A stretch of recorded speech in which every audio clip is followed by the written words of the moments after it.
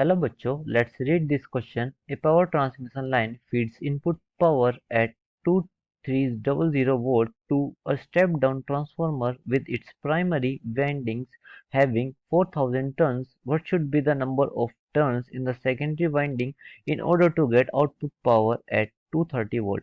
So question समझते हैं और क्वेश्चन करने से पहले मैं आपको इस क्वेश्चन से रिलेटेड की कंसेप्ट बता देता हूँ कि इस क्वेश्चन में की कंसेप्ट क्या यूज होगा। देखो, लेट से मैं आपके पास जो N1 है ये आपके पास इनपुट या फिर प्राइमरी वाइंडिंग है और आउटपुट वाइंडिंग को मैं आप N2 से डिनोट करता हूँ या फिर you can say secondary winding आपकी N2 है। ये आपके पास N1 N2 हो चुकी है। सिमिलरली मैं V1 आपको इनपुट वोल्टेज से डिनोट करता हूँ और जो आपका V2 है दिस इज सेकेंडरी या फिर आउटपुट वोल्टेज हो जाएगी। और आपको एक फॉर्मूला मैं बता देता हूँ कि ऐसे क्वेश्चन में जो फॉर्मूला यूज होता है this is N1 upon N2 is equals to V1 upon V2।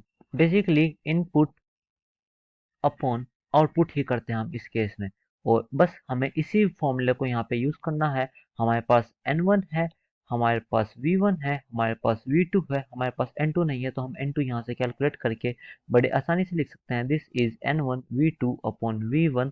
और अब हमें सिंपल वैल्यूज पुट करनी है तो फिर आपके पास जो N1 है this is 4000 into V2 is 230 upon 2300 this is V1।